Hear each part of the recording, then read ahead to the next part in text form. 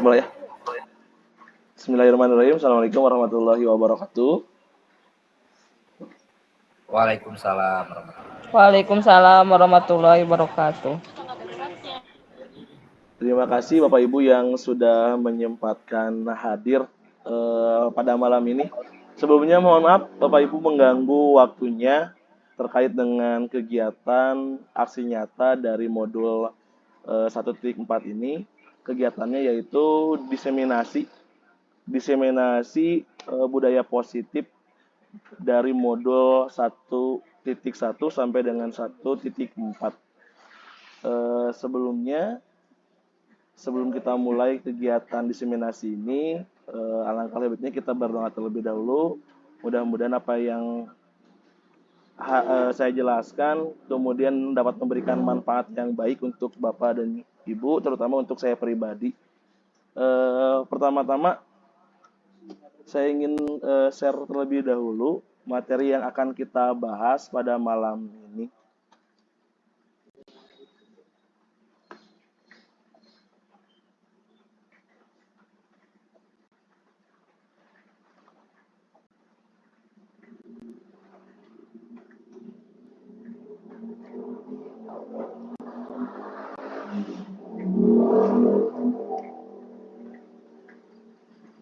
Pak Anwar sudah muncul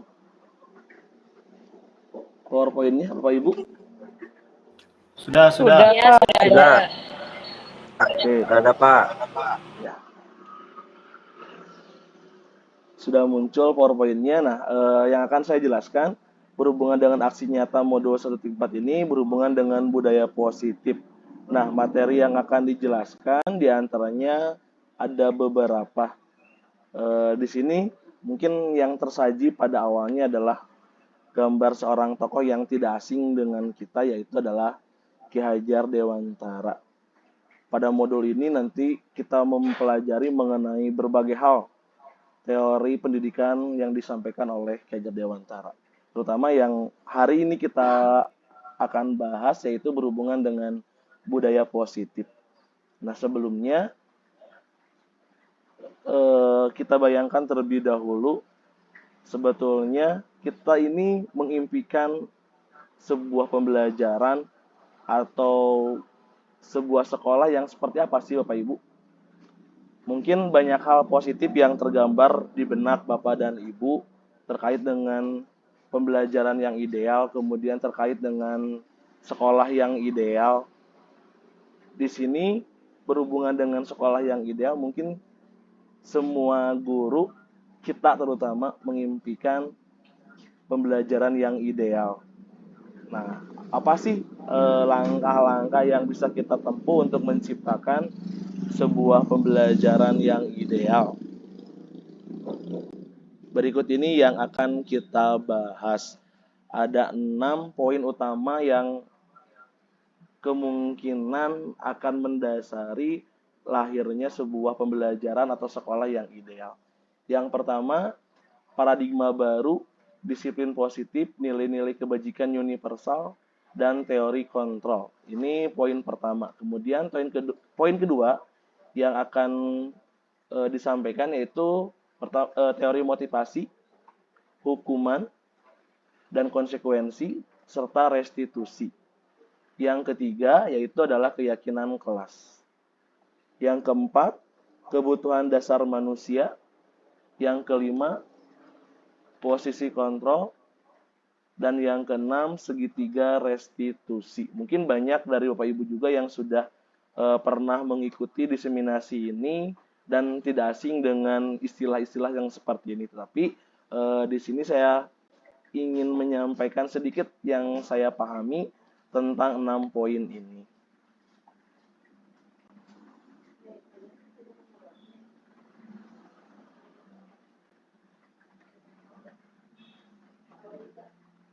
Poin pertama yang akan dibahas yaitu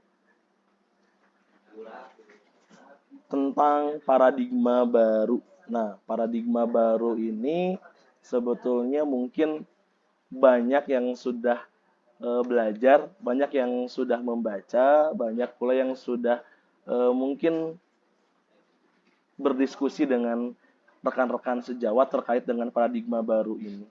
Tujuan utamanya sebetulnya satu, yaitu menciptakan lingkungan sekolah dengan budaya yang positif. Nah, dari mana lingkungan sekolah dengan budaya positif ini bisa tercipta? Di sini ada beberapa hal diantaranya, dari filosofi pendidikan Ki Hajar Dewantara, kemudian profil pelajar Pancasila sebagai poin-poin utama yang menjadi landasan untuk para peserta didik sebagai tujuan dari pendidikan. Nah, kemudian yang ketiga, nilai dan peran guru. Dari ketiga poin ini nanti akan terkerucut menjadi satu visi untuk pembelajaran. Lingkupnya di sini lingkup pembelajaran terlebih dahulu. Sebelum nanti lingkupnya lebih besar, lebih luas, yaitu adalah sekolah. Dan dari tiga poin utama ini merumuskan visi dan tujuan utamanya, yaitu adalah murid, murid, dan murid. Jadi, dari semua aspek, tujuan utamanya adalah berhubungan dengan peserta didik atau murid. Nah, ini paradigma barunya. Nah, kemudian, poin yang kedua, yaitu adalah berhubungan dengan makna disiplin dan nilai-nilai kebajikan universal. Berhubungan dengan nilai-nilai kebajikan universal, mungkin Bapak dan Ibu sudah sangat sering mendengar nilai-nilai dalam profil pelajar Pancasila yang ada 6 poin, yaitu diantaranya beriman, bertakwa kepada Tuhan Yang Maha Esa dan berakhlak mulia, kemudian berkebinekaan global, bergotong royong, kreatif, bernalar kritis, dan juga mandiri. Ini mungkin poin yang sangat lengkap jika seandainya peserta didik kita memiliki ke-6 poin ini. Dan pada akhirnya akan melahirkan sebuah pembelajaran atau sekolah dengan budaya positif yang luar biasa, yang menjadi impian dari setiap guru. Nah, balik lagi ke sini, nilai-nilai kebajikan universal itu pasti dimiliki oleh semua peserta didik. Walaupun mungkin ada yang belum bisa menjelaskan atau nilai-nilai tersebut sebetulnya dimiliki oleh peserta didik, tapi mereka belum bisa mengungkapkannya. Kemudian, yang kedua ada self-disiplin, atau kita berbicara mengenai disiplin itu sebetulnya lahir dari diri sendiri. Yang artinya ketika ingin mendisiplinkan peserta didik, walaupun kita sebagai guru mengontrol dengan cara paksaan atau dengan cara hukuman, tetapi yang paling utama adalah berhubungan dengan disiplin dari diri sendiri. Nah, nanti hal ini akan berhubungan dengan nilai-nilai kebajikan yang dimiliki, terutama nilai-nilai dalam profil pelajar Pancasila. Nah, yang kedua, berhubungan dengan makna disiplin. Disiplin ini meninjau pelaksanaan penerapan disiplin di sekolah ya.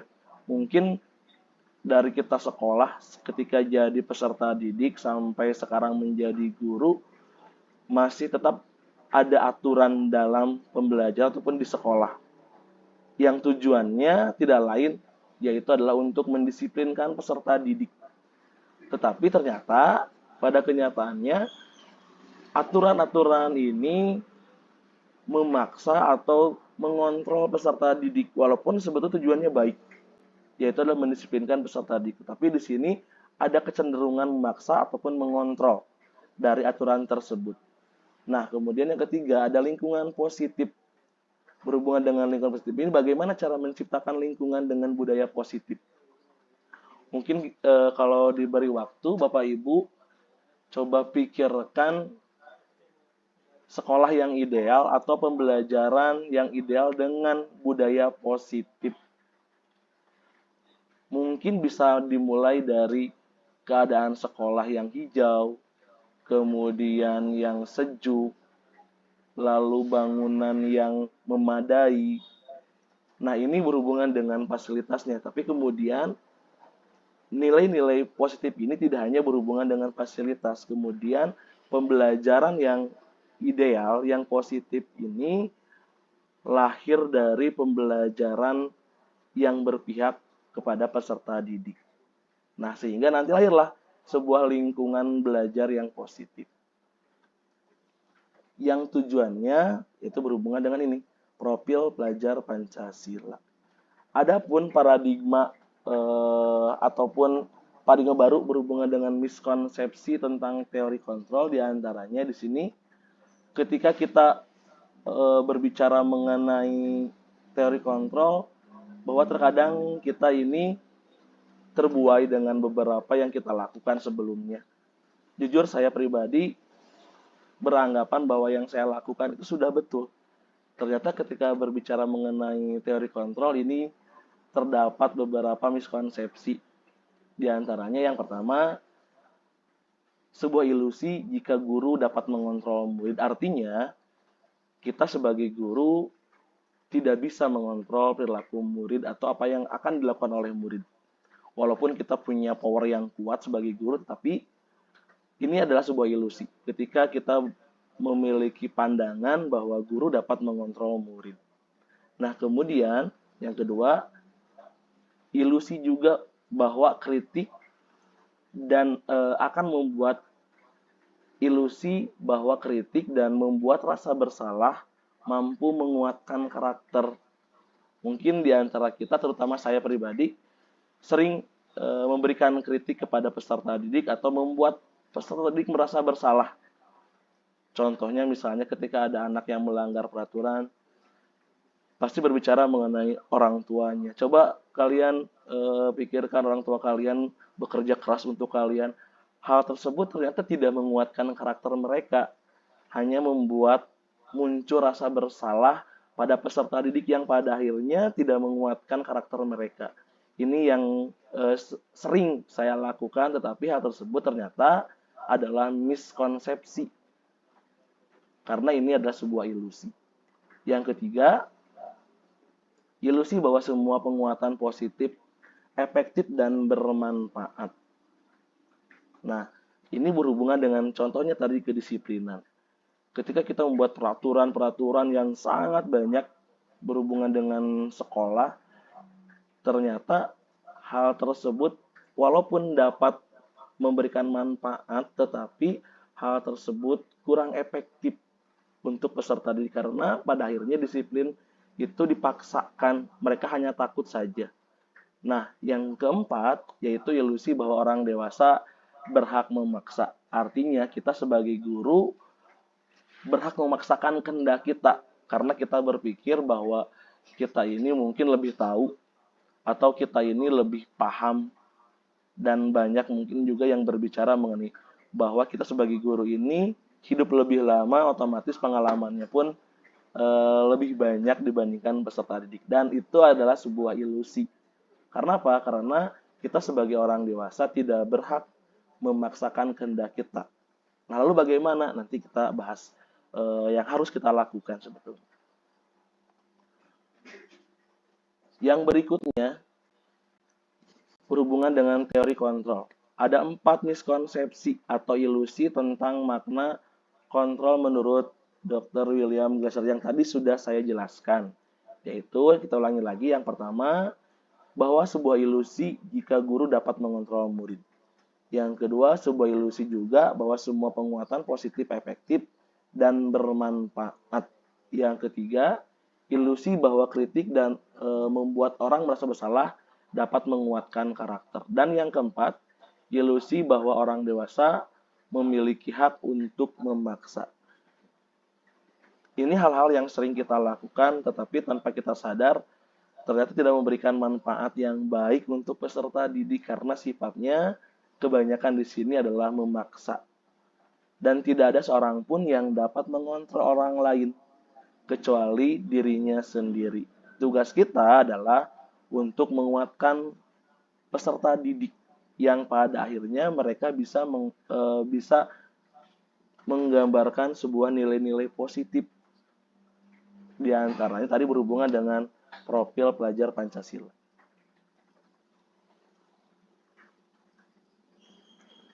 Nah, tadi sedikit di awal berbicara mengenai teori kontrol. Di sini ada miskonsepsinya berhubungan dengan paradigma. Menurut teori Stephen R. Covey, bagaimana seorang bisa berubah dari paradigma stimulus menuju ke respon kepada pendekatan teori kontrol, ya Bu. Jadi, merubah paradigma dari stimulus respon ke pendekatan teori kontrol. Ini memang sepertinya tidak mudah, tetapi kita perlahan belajar merubah paradigma.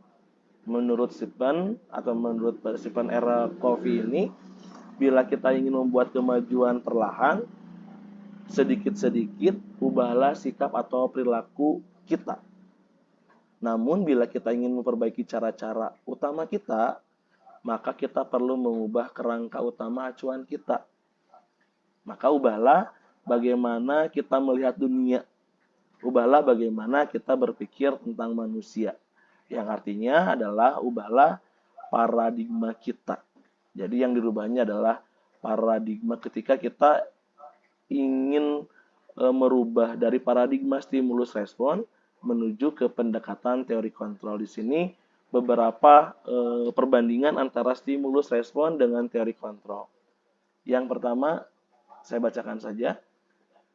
Realitas atau kebutuhan kita sama. Ternyata menurut teori kontrol itu pada kenyataannya realitasnya kebutuhan kita ini berbeda. Yang artinya kebutuhan kita sebagai guru dengan kebutuhan peserta didik ini pasti berbeda. Yang kedua, semua orang melihat hal yang sama.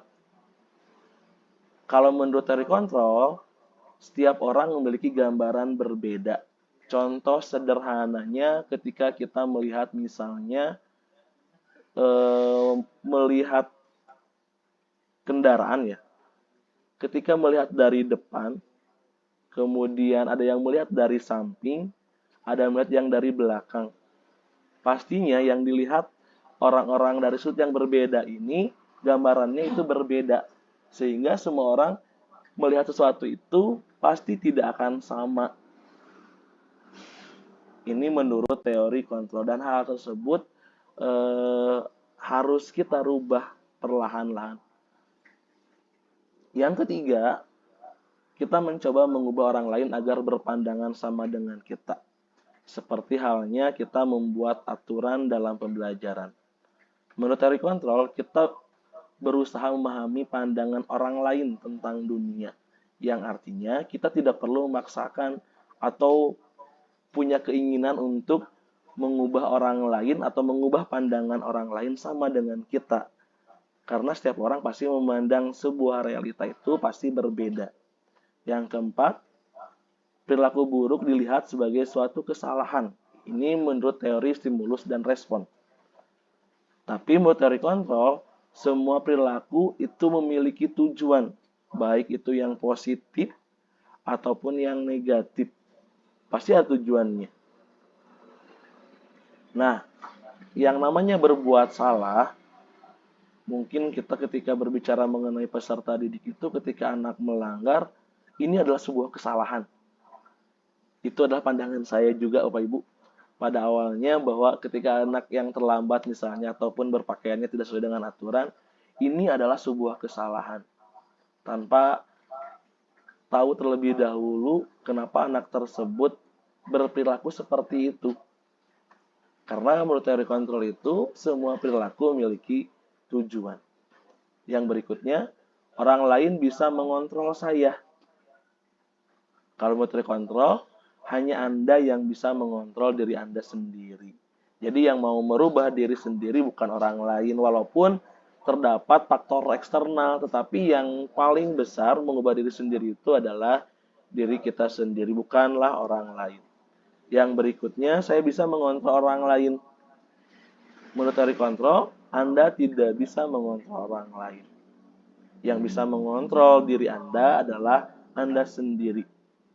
Kemudian berikutnya, pemaksaan ada pada saat bujukan gagal. Menurut teori kontrol, kolaborasi dan konsensus menciptakan pilihan-pilihan baru. Berikutnya, model berpikir menang atau kalah. Sedangkan harusnya ini berubah, bukan masalah menang kalah, tapi berpikir model menang dan menang. Nah, ini paradigma yang pelan-pelan mungkin harus kita rubah, yang tanpa kita sadari kita selalu menggunakan stimulus and respon. Sebetulnya ketika kita melakukan pembelajaran harusnya menggunakan teori kontrol. Berikutnya, berhubungan dengan budaya positif. Ini teori motivasi yang diungkapkan oleh Diane Gossen. Restructuring School Discipline. Ini berhubungan dengan disiplin terkait dengan motivasi. Mungkin Bapak dan Ibu juga menyadari ketika berbicara mengenai motivasi. Motivasi itu bisa lahir dari internal atau eksternal, tetapi sebetulnya yang memutuskan itu adalah internal, artinya diri kita sendiri. Ada beberapa mengenai teori motivasi.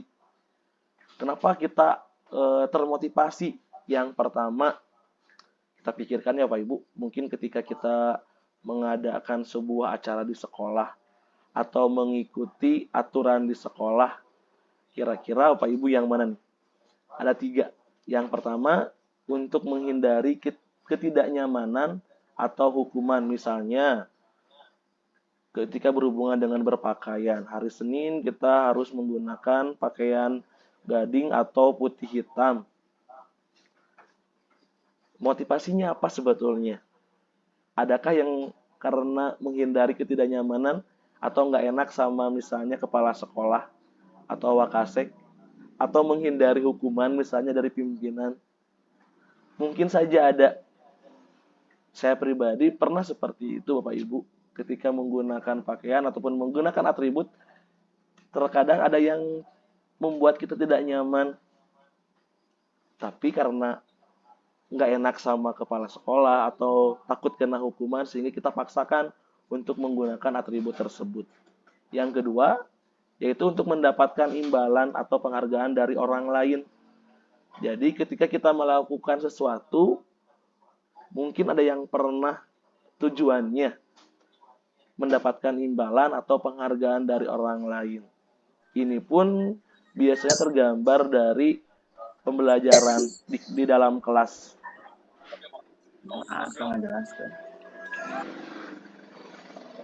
Di dalam kelas. Nah, jadi terkadang kita memberikan reward kepada anak. Hal tersebut ternyata mempengaruhi motivasi, betul, termotivasi. Tapi ketika rewardnya nanti dihilangkan, mungkin saja motivasinya pun akan hilang. Ini berhubungan dengan motivasi untuk mendapatkan imbalan atau penghargaan dari orang lain. Dan yang ketiga, motivasi berikutnya yaitu untuk menjadi orang yang mereka inginkan. Menghargai diri sendiri dengan nilai-nilai yang mereka percaya. Nah, dari ketiga poin ini, kira-kira manakah dari ketiga motivasi perilaku di atas yang menjadi harapan ibu bapak muncul pada peserta didik kita, terutama yang kita inginkan ya Bapak Ibu. Kalau yang pertama kan jelas untuk menghindari ketidaknyamanan ataupun hukuman. Yang kedua, untuk mendapatkan imbalan atau penghargaan dari orang lain. Yang ketiga, untuk menjadi orang yang mereka inginkan. Artinya, keinginan tersebut muncul dari diri mereka sendiri. Jawabannya pasti seragam. Dan semuanya pasti sepakat, yaitu kita menginginkan peserta didik kita termotivasi melakukan sesuatu untuk menjadi diri mereka sendiri. Dan menghargai diri mereka sendiri dengan nilai-nilai yang mereka percayai. Ini yang kita dorong. Motivasinya tidak lagi kita melakukan ancaman atau memberikan hukuman. Tidak lagi memberikan yang namanya reward and punishment. Tapi mereka termotivasi untuk belajar, untuk menjadi orang yang mereka inginkan. Menghargai diri mereka sendiri dengan nilai-nilai yang mereka percayai. Ini yang kita dorong. Jadi artinya, ketika kita melakukan pembelajaran dalam kelas, pelan-pelan kita hindari yang namanya reward and punishment mungkin ya Pak Ibu ya. Saya sering memberikan reward, tujuan utamanya adalah memotivasi peserta didik, tetapi ternyata hal tersebut adalah keliru. Karena motivasi tersebut dapat hilang ketika si reward-nya itu juga hilang. Tetapi yang perlu kita garis bawahi di sini bukan berarti kita tidak boleh memberikan apresiasi. Boleh memberikan reward ketika berhubungan dengan pencapaian akhir, misalnya ada yang nilai ulangannya paling bagus, itu tidak jadi masalah memberikan reward karena berhubungan dengan hasil akhir. Nah, selama proses kita memberikan yang namanya apresiasi. Ketika memuji itu, apresiasi itu adalah hak yang harus diterima oleh peserta didik. Jadi kita tidak boleh, ataupun artinya kita harus memberikan apresiasi kepada seluruh peserta didik, karena yang namanya apresiasi itu adalah hak yang harus diterima oleh peserta didik. Setelah berhubungan dengan paradigma tadi atau berhubungan dengan teori motivasi, sekarang kita masuk ke hukuman, konsekuensi, dan juga restitusi. Ada hal yang sedikit baru, yaitu adalah restitusi. Restitusi adalah proses menciptakan kondisi bagi murid untuk memperbaiki kesalahan mereka, sehingga mereka bisa kembali pada kelompok mereka dengan karakter yang lebih kuat. Ini adalah restitusi. Mungkin Bapak Ibu atau saya pribadi banyak memberikan yang namanya hukuman dibandingkan dengan restitusi. Ternyata yang namanya hukuman itu adalah identitas gagal. Sedangkan yang namanya restitusi itu adalah identitas sukses. Tujuan utamanya adalah mendisiplinkan. Nah, dengan konsekuensi dengan restitusi ini pun berbeda. Nanti kita bahas sedikit demi sedikit tentang restitusi. Nah, ada beberapa ini poin-poin atau yang sering kita lakukan ketika berhubungan dengan peserta didik. Misalnya berhubungan dengan hukuman. Sesuatu yang menyakitkan harus terjadi. Kita menghukum peserta didik supaya mereka merasakan sakit karena mereka melakukan kesalahan. Tapi berbeda dengan identitas sukses, berhubungan dengan konsekuensi. Sesuatu harus terjadi, yang artinya kesalahan itu lumrah pernah dilakukan oleh setiap peserta didik. Dan restitusi merupakan pilihan. Jadi tidak melalui hukuman, tetapi melalui konsekuensi, melalui kesepakatan kelas. Nah, ini banyak hal yang sering kita lakukan berhubungan dengan hukuman. Tetapi mari kita pelan-pelan belajar mengenai teori restitusi yang awalnya hukuman, identitas gagal menuju ke identitas sukses, walaupun tidak secara langsung kita bisa mengubahnya, tapi pelan-pelan. Mungkin juga banyak yang tidak sepakat dengan teori restitusi ini, tapi pelan-pelan kita pelajari, pelan-pelan kita baca apa sih restitusi itu, apa sih manfaatnya untuk peserta didik, kenapa tidak boleh ada hukuman. Nah, ini pun yang masih saya pribadi pelajari, yang artinya tujuan utamanya adalah untuk peserta didik, untuk menguatkan karakter, untuk memunculkan nilai-nilai positif yang dimiliki oleh peserta didik. Dan semua itu tidak lahir dari yang namanya sebuah hukuman, karena hukuman pada akhirnya akan memunculkan identitas gagal. Ini berhubungan dengan teori restitusi, perbandingan antara hukuman, konsekuensi, dan juga restitusi. Yang paling ideal adalah kita melaksanakan yang namanya restitusi. Ini banyak poinnya. Dan yang terakhir, tadi ketika berhubungan dengan restitusi, pasti berhubungan dengan yang namanya keyakinan kelas. Dalam keyakinan kelas ada beberapa poin yang paling utama, yaitu ada 5 poin. Yang pertama, menggali peraturan-peraturan yang perlu disepakati di dalam kelas. Yang kedua, mengubah peraturan-peraturan yang sudah dibuat menjadi kalimat positif. Yang ketiga, menyarikan peraturan-peraturan yang sudah dibuat menjadi nilai kebajikan atau keyakinan. Yang keempat, menempel keyakinan kelas di dinding kelas. Tujuan utamanya agar peserta didik dapat terus melihat keyakinan yang mereka sepakati. Dan yang terakhir adalah pendalaman keyakinan kelas. Sedikit kita bahas ke poin pertama terlebih dahulu. Menggali peraturan-peraturan yang perlu disepakati di dalam kelas. Dalam setiap kelas atau dalam setiap sekolah pasti punya yang namanya peraturan. Hal sederhana saja. Mungkin ada peraturan tidak boleh mengganggu orang lain ketika pembelajaran misalnya. Ini adalah kalimat negatif yang terkadang suka muncul di peraturan sekolah atau peraturan kelas. Kemudian kita harus melaju ke langkah kedua, mengubah peraturan-peraturan yang sudah dibuat menjadi kalimat positif. Tadi contohnya, tidak mengganggu orang lain. Berarti kita rubah. Harus menghormati orang lain. Nah, kemudian kita mencari peraturan-peraturan yang sudah dibuat menjadi kebajikan atau keyakinan. Kita rubah. Tadi menghormati orang lain menjadi saling menghormati. Jadi ada perubahan ya Pak Ibu ya. Dari kalimat negatif dalam peraturan kita rubah jadi kalimat positif, masih dalam aturan kita rubah menjadi keyakinan atau nilai-nilai kebajikan, yaitu saling menghormati. Dan yang keempat, nilai kebajikan ini yang sudah disusun kita tempelkan di dalam kelas menjadi keyakinan kelas yang mereka sepakati. Kalau perlu mereka tanda tangani, yang artinya mereka sepakat dengan keyakinan kelas tersebut. Dan yang terakhir, pendalaman keyakinan kelas, yaitu kita merefleksi keyakinan kelas yang sudah dibuat. Contoh keyakinan kelas yang sudah dibuat diantaranya saya sajikan seperti ini. Misalnya, poin pertama, beriman dan bertakwa. Kita kalimatnya buat menjadi melaksanakan kewajiban agama. Yang kedua, berdoa sebelum dan sudah belajar. Yang ketiga, mengucapkan salam. Poin utamanya kebajikan kelasnya atau keyakinan kelasnya adalah beriman dan bertakwa.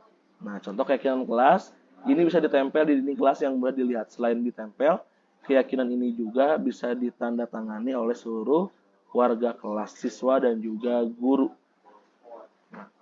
Berikutnya yaitu masih berhubungan dengan keyakinan kelas. Apa keuntungan dari membuat keyakinan kelas? Lewat keyakinan kelas, kita dapat menumbuhkan dan memperkuat nilai-nilai kebajikan yang pada dasarnya sudah ada pada diri peserta didik atau anak. Lewat keyakinan kelas akan menumbuhkan disiplin diri atau self-disiplin pada diri anak, karena nilai-nilai ini bukan kita yang membuatnya, tapi peserta didik yang membuatnya, mereka yang meyakininya, mereka yang menyepakatinya menjadi kalimat-kalimat positif yang pada akhirnya tujuan utamanya muncullah yang namanya self-disiplin atau disiplin diri dari peserta didik. Ini tujuan paling utamanya, yaitu menumbuhkan self-disiplin atau disiplin diri yang tanpa kita sadari tidak perlu dipaksakan, tapi lahir dari keyakinan mereka sendiri. Ini berhubungan dengan keyakinan kelas. Yang berikutnya, aksi nyata berikutnya itu ada berhubungan dengan 5 kebutuhan dasar manusia. Ternyata kita sebagai manusia memiliki 5 kebutuhan dasar.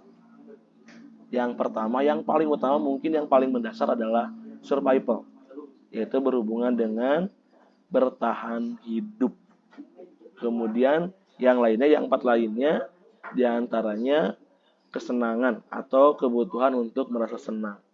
Yang ketiga, kasih sayang dan rasa diterima, kebutuhan untuk merasa diterima. Kemudian yang keempat, kebutuhan akan pilihan atau kebebasan. Dan yang terakhir adalah penguasaan, kebutuhan pengakuan atas kemampuan kita. Nah, ini 5 kebutuhan manusia. Lalu mungkin muncul pertanyaan, yang mana yang paling utama? Semuanya adalah utama, semuanya penting sebetulnya. Dan ini poin-poin yang harus dimiliki atau yang menjadi 5 kebutuhan dasar manusia. Nah, tadi berhubungan dengan posisi kontrol sebagai guru, poin pertamanya yaitu adalah kita sebagai penghukum. Yang kedua, pembuat rasa bersalah. Yang ketiga, sebagai teman. Yang keempat, pemantau. Yang kelima, yaitu adalah manajer. Ini berhubungan dengan 5 posisi kontrol kita sebagai guru. Kita refleksi ya Pak Ibu. Mungkin ada yang mengajarnya baru, ada yang sudah lama mengajarnya. Ini poin utama. Ini peran-peran kita yang mungkin Bapak Ibu pernah lakukan. Apakah sebagai penghukum? Apakah pembuat rasa bersalah? Apakah sebagai teman, pemantau, atau manajer? Nah, dari kelima poin ini kira-kira yang mana sih yang ideal? Nanti kita bahas. Yang pertama, sebagai penghukum. Sebagai penghukum ini, seorang penghukum bisa menggunakan hukuman fisik maupun verbal. Orang-orang yang menjalankan posisi penghukum senantiasa mengatakan bahwa sekolah memerlukan sistem atau alat yang dapat lebih menekan murid-murid lebih dalam lagi. Guru-guru yang menerapkan posisi penghukum akan berkata, patuhi aturan saya, atau awas, atau kamu selalu saja salah. Ini adalah kata-kata kita sebagai penghukum. Kemudian kedua, membuat rasa bersalah. Contohnya, mungkin ada yang pernah Bapak Ibu seperti ini. Berapa kali Bapak harus memberitahu kamu ya? Terus kemudian, gimana coba kalau orang tua kamu tahu kamu berbuat seperti ini? Ini yang sering saya tanyakan kepada peserta didik. Ternyata hal ini ataupun kata-kata ini adalah pembuat orang merasa bersalah atau membuat peserta didik merasa bersalah. Dan ini bukan hal yang positif ternyata Pak Ibu. Sebagai penghukum, membuat orang merasa bersalah pun bukan hal yang dapat menguatkan karakter peserta didik. Yang ketiga, yaitu sebagai teman. Guru pada posisi ini tidak akan menyakiti murid, namun akan tetap berupaya mengontrol murid melalui persuasi. Posisi teman pada guru bisa negatif ataupun positif. Positif di sini berupa hubungan baik yang terjalin antara guru dan murid. Guru di sini berposisi sebagai teman, menggunakan hubungan baik dan humor untuk mempengaruhi seseorang. Mereka akan berkata, ayo bantulah demi Bapak ya. Atau ayo ingat tidak bantuan Bapak selama ini. Atau ya sudah kali ini tidak apa-apa, nanti Ibu bantu bereskan. Ini posisi kita sebagai teman. Tetapi ternyata hal tersebut tidak pula meningkatkan nilai-nilai positif yang peserta didik miliki. Yang pada akhirnya justru sebetulnya banyak peserta didik yang sopan santunnya mulai berkurang karena memposisikan mereka dengan kita sebagai teman. Yang keempat yaitu adalah sebagai pemantau. Di sini pun tidak efektif. Contoh kata-kata kita yang sering diungkapkan sebagai pemantau. Peraturannya apa? Apa yang telah kamu lakukan? Sanksi atau konsekuensinya apa dari kesalahan yang kamu lakukan? Ini yang sering kita ucapkan atau yang sering saya lakukan. Mungkin Bapak Ibu mah tidak, tapi saya lakukan seperti itu. Dan ini pun tidak dapat menumbuhkan nilai-nilai positif dari peserta didik. Karena kita hanya sebagai pemantau saja. Lalu, apa sih yang paling efektif? Yaitu peran kita harus sebagai manajer. Manajer adalah posisi mentor di mana guru berbuat sesuatu bersama dengan murid. Mempersiapkan murid mempertanggungjawabkan perilakunya. Mendukung murid agar dapat menemukan solusi atas permasalahan sendiri. Seorang manajer telah memiliki keterampilan di posisi teman maupun pemantau. Dan dengan demikian, bisa jadi di waktu-waktu tertentu kembali kepada kedua posisi tersebut bila diperlukan. Namun, bila kita menginginkan murid-murid kita menjadi manusia yang merdeka, mandiri, dan bertanggung jawab, maka kita perlu mengacu pada restitusi yang dapat menjadikan murid kita seorang manajer bagi dirinya sendiri. Di mana manajer murid diajak untuk menganalisis kebutuhan dirinya sendiri maupun kebutuhan orang lain. Di sini penekanan bukan pada kemampuan membuat konsekuensi, namun dapat berkolaborasi dengan murid bagaimana memperbaiki kesalahan yang ada. Seorang manajer akan berkata, apa yang kita yakini. Jadi berhubungan dengan keyakinan kelas. Itu Bapak Ibu. Jadi peran kita ini harus sebagai manajer, bukan sebagai penghukum, bukan pembuat rasa bersalah, atau sebagai pemantau, atau sebagai teman. Tapi idealnya kita adalah sebagai manajer. Nah, kemudian yang terakhir di sini berhubungan dengan restitusi. Apa sih tadi restitusi? Jadi tidak lagi berhubungan dengan hukuman, tetapi berhubungan dengan restitusi. Langkahnya ada 3, Bapak Ibu. Yang pertama, menstabilkan identitas. Yang kedua, validasi tindakan yang salah. Jadi semua perilaku memiliki alasan. Dan yang ketiga adalah menanyakan keyakinan. Ini contohnya Pak Ibu. Yang paling mendasar langkahnya adalah menstabilkan identitas. Yang kedua, validasi tindakan yang salah. Yang contohnya yaitu adalah apa alasan kamu melakukan hal yang tidak baik tersebut. Contohnya misalnya kesiangan. Kita mulai dari menstabilkan identitas misalnya. Baik, Bapak kira apa yang kamu lakukan sebenarnya juga pernah dilakukan oleh Bapak atau oleh orang lain. Bapak juga pernah tidak bersungguh-sungguh dalam belajar, namun tentunya kalau kita berbuat salah harus diperbaiki ya. Jadi ini menstabilkan identitas, tujuan utamanya agar mereka tidak terlalu marah atau mereka tidak terlalu ketakutan. Tujuannya menstabilkan identitas mereka. Jadi memunculkan percaya diri. Yang keduanya, validasi tindakan yang salah. Menstabilkan identitas bukan berarti membenarkan kesalahan mereka ya Bapak Ibu ya. Nah, ada tindakan berikutnya. Tindakan berikutnya adalah validasi tindakan yang salah.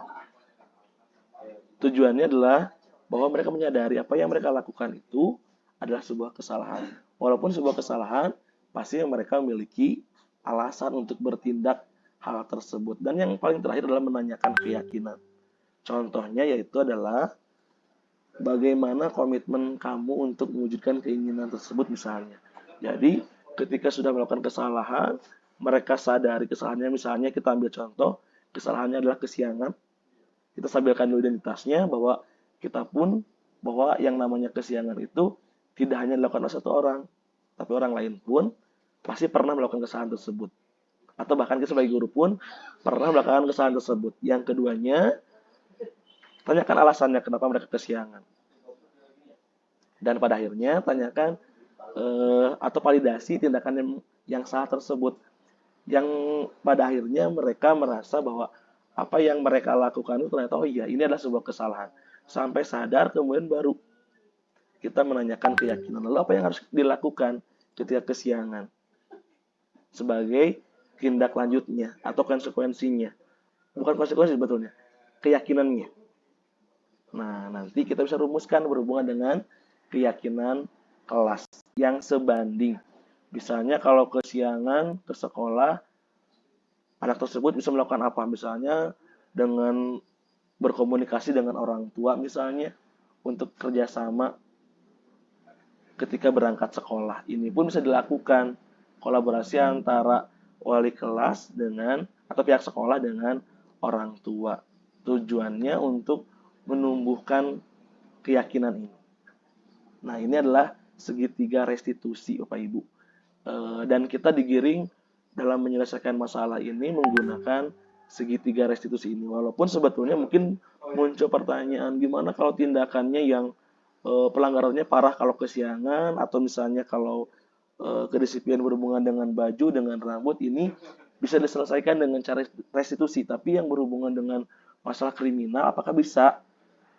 Mungkin untuk tindakan awalnya bisa, tapi untuk tindakan berikutnya kita serahkan sebetulnya kepada pihak yang berwajib kalau berhubungan dengan yang namanya kriminalitas.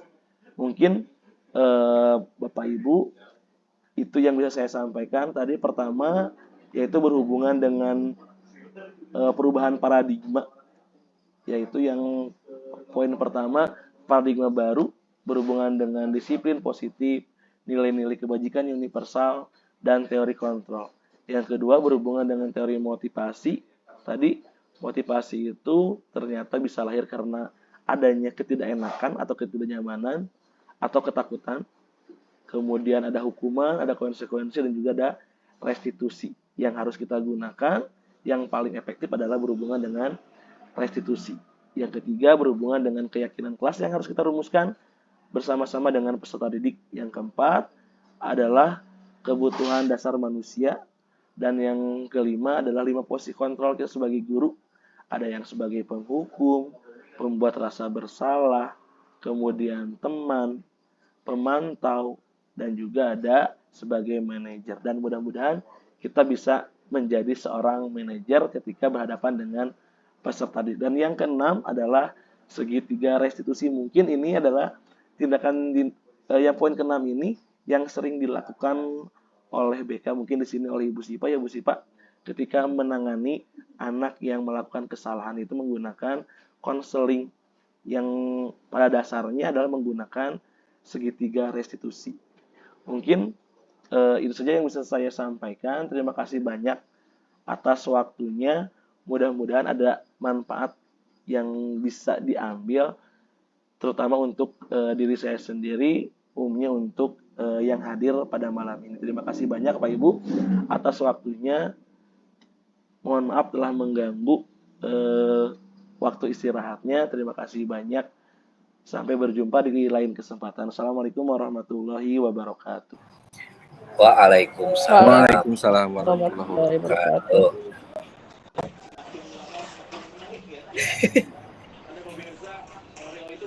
Atur nuhun Pandan. Atur nuhun kasadayana.